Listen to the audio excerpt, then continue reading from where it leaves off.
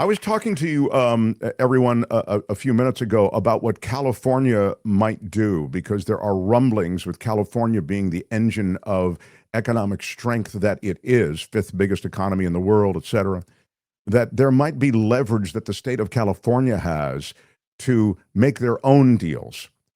Can you speak to where that might stand, how viable that is? And Yeah. yeah, go ahead. Well, Mark, here. There's so many things to touch on this morning. I have two or three main ones. This is one of them. It's really interesting because uh, Gavin Newsom last week said, "I'm reaching out to heads of state, other nations, to cut sort of," he calls them separate deals or special deals. I don't even know how that would work mechanically, right? How do you cut a special deal? And I mean, federal tariffs are federal tariffs. So I don't know how Gavin has any control over that. It may be nothing more than a 2028 attention grabber, but it's notable in that California, to your point, Mark, really sees itself, and frankly, in the private sector is seen this way as well, as its own special market, simply given the size of it, right? And we've known this for years about automobiles, about gasoline, about things that are unique to California in terms of our regulations and so forth. But now to sort of chart our own course economically, that would be really interesting. Let's see where it goes.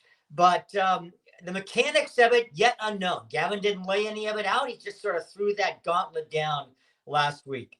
Yeah, it did seem weird to me also. Like, I don't know how that works just logistically. I mean, if the feds have the tariff in place, I don't know how you make your own deal. I mean, it'll have to be in addition to or whatever.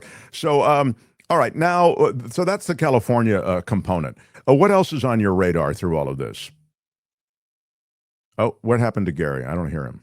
All of a sudden, you've muted my, there he is. Go ahead. Okay. Now go ahead. I didn't do anything on my end, so I don't know. Okay, but, no problem. Hey, Mark, here's the deal over the weekend. The big political point I was thinking about was twofold. A, I have never seen, I don't know that in modern history, I'm not maybe in all of American history, seriously, we can cite a self-imposed economic, some are calling it a crisis, calamity, certainly at least a gigantic red letter warning sign.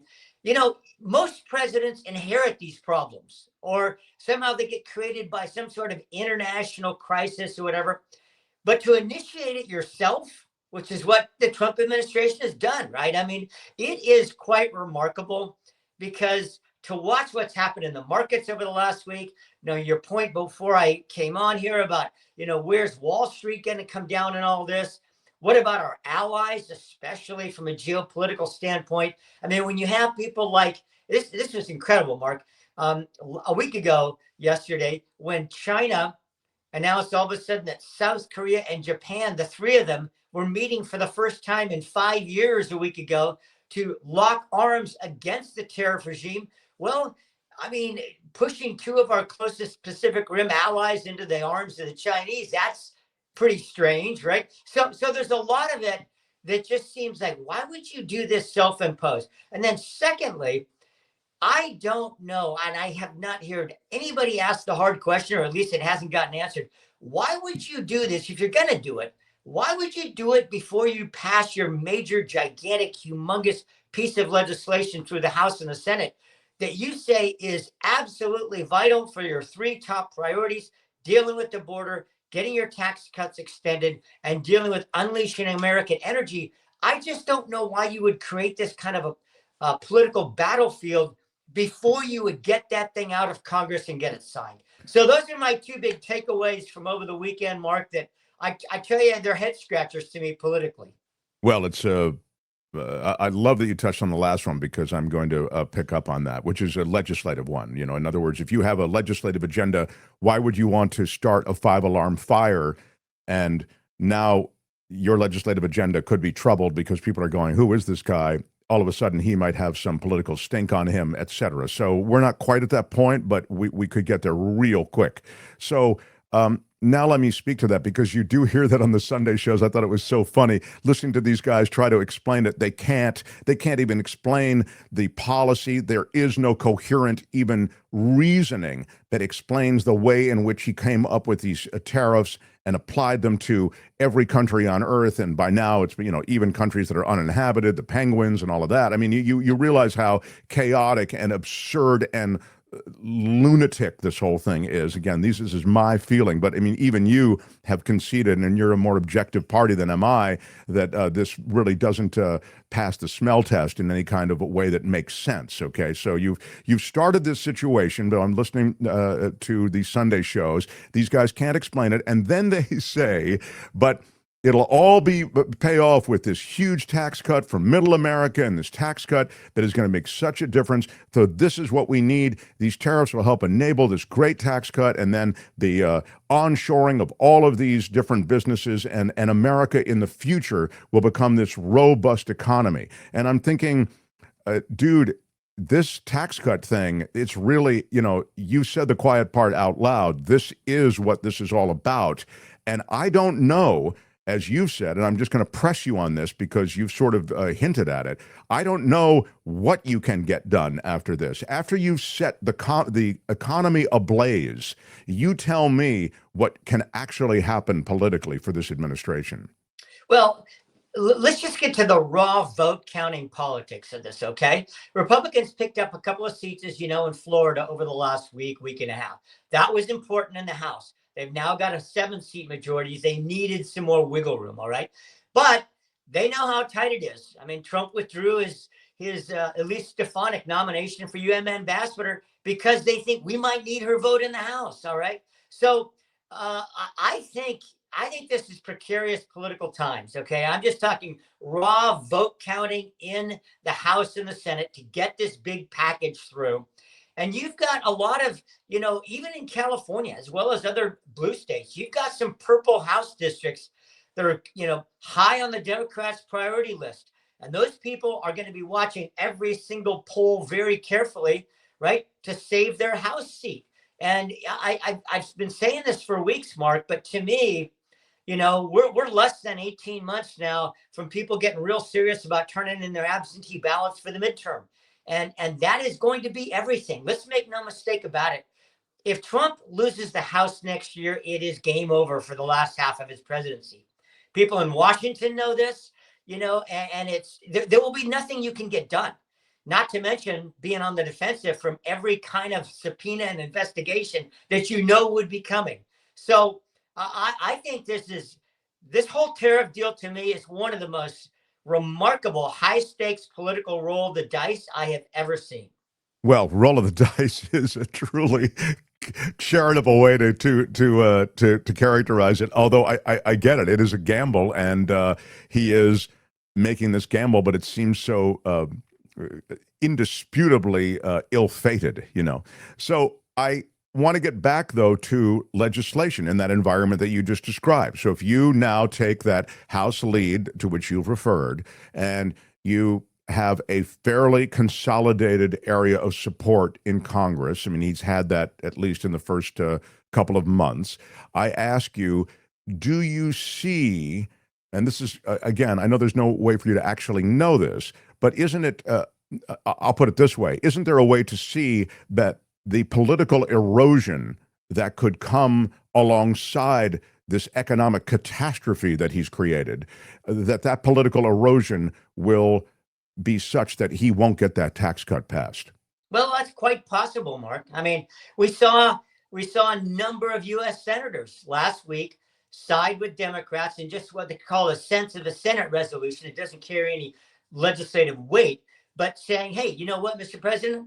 We want you to pull back those tariffs on Canada. They focused on Canada. Republican senators, a small group of them, voted with Democrats for that. That was signage of what you're talking about, Mark. And I think the problem, the more difficult problem for a Mike Johnson in the House and a Thune, the leader of the Republicans in the Senate, is, when people get miffed, when your members get miffed about maybe a side issue. For example, you're trying to get the so-called one big beautiful bill passed in the House or in two parts in the Senate.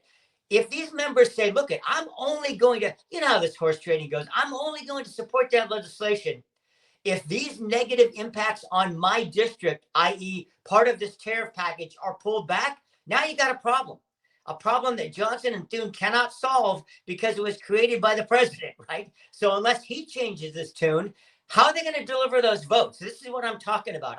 I mean, from a raw politics standpoint, I think you get the legislation passed first. They've pretty much resigned themselves to the fact it's going to be one bill. That's it.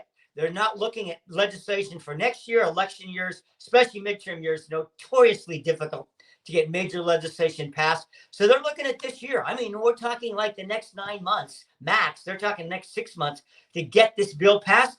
And, not to beat the drum too hard, but I think it's going to be more difficult. By the way, I have to express some measure of compassion for our penguin friends.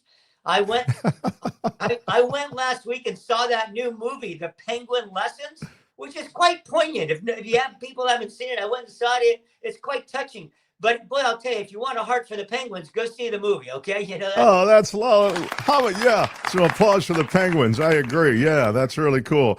Gary Dietrich with a big heart. I love to see that. This. These policies economically coexist with these policies that have been quite aggressive when it comes to deporting those in this country that have been claimed to be violent gang members with ties to Venezuelan gangs, et cetera. And now we learn at least 3 people didn't have ties to gangs, so it would seem. And I'm guessing that there is more. Honestly, and again, this is coming from my perspective, I see the chaos and the disorganization and the just the incoherence of this administration, and I see it applied to many different things.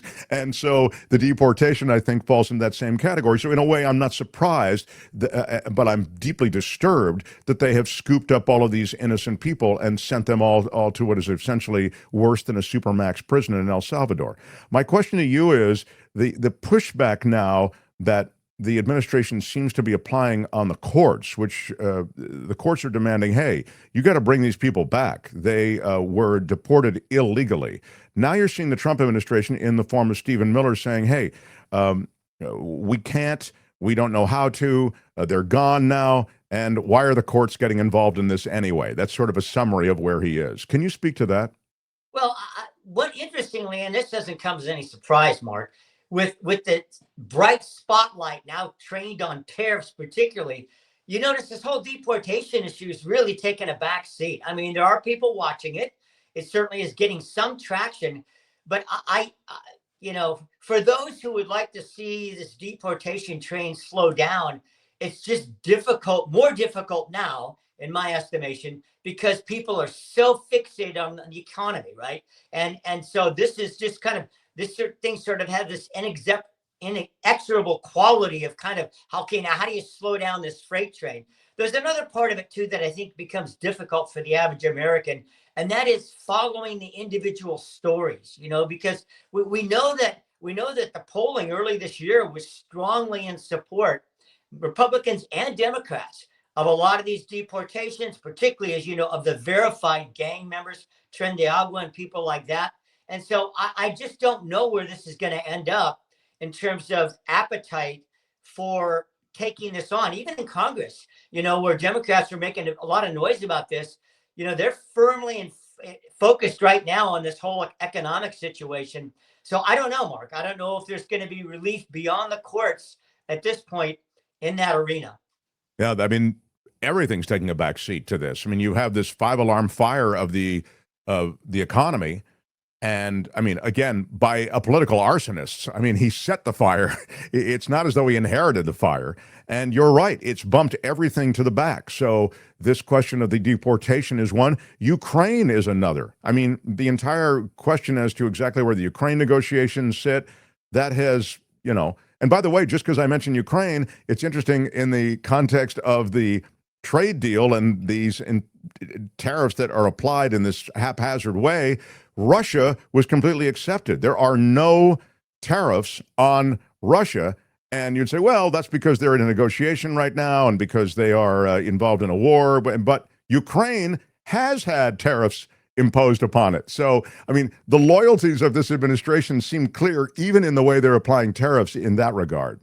Well, I would also throw in there, let's put the Israeli-Gaza conflict in that same bucket, right? Because Netanyahu is meeting with Trump today in Washington, but it appears like, and we're going to hear more because they are going to do a little mini presser from the Oval Office, the two of them, but it appears to be more dealing with, and I'm sure there'll be certainly talk of the Gaza situation as well, but a lot of it is about trying to grant some reprieve to Israel over tariffs, right? So again, even there, but those two conflicts, right, which many people saw as the two tripwires for Trump coming into office, like, wow, these are two things that could really trip him up, right? I mean, trying to get these two intractable, seemingly intractable problems solved. And right now they've kind of also taken a backseat. So I don't know. I mean, it has really gotten to a place now where, as we're talking about this morning, as it happens in every election, the economy trumps all, no pun intended, right? And so until and unless there's some settling of these waters, and I'm watching stock indexes today, it seems like maybe, yes, there's some drop in it, but less than there was Thursday and Friday, for example. So let's see where this goes. But certainly the Ukraine Russia crisis is not going away. And frankly, absent some kind of a ceasefire this year, it's going to be exceptionally difficult for the Ukrainians to sustain that war unless the EU steps up even bigger to help them, particularly militarily. I should mention, I mentioned in the first half hour that the Israeli government dropped the tariffs on American goods coming into Israel, and you'd think that would be a reciprocal dropping of the tariffs on Israeli products. There wasn't.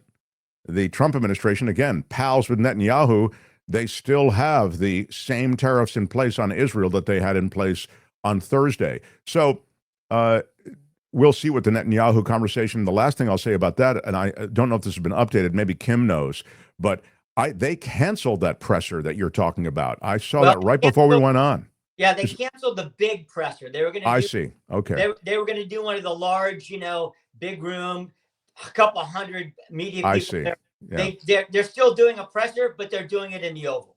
I get it. Okay. That way they can control the questioning a little bit more. They can curate what they have to deal with a little bit more. I'm about to dismiss the witness unless you have something else, Gary. I'll let you go. And thanks for the Penguin movie tip today. I felt that was added value. Yeah, well, again, let's stand tight with the Penguins, people. Gary Dietrich, you can find him on iHeart Radio across the spectrum of the iHeart Radio stations, also on CBS Television Network. Gary, love talking to you. Thank you, my friend. Have a great show. Gary Dietrich. By the way, of course, Gary is brought to you every week on this show by Bill Campbell at RE/MAX Gold. If you're relocating into or from Northern California and need a highly respected real estate professional, Bill Campbell is that highly respected real estate professional. You can reach him at RE/MAX Gold. Call or text him even. 530-448-7474. 530-448-7474. It's Bill Campbell at RE/MAX Gold. Hi, it's Mark, and I thought that was great. Hit the notification bell. You'll know whenever there's a new video being dropped, and please subscribe to our channel to help us save the universe.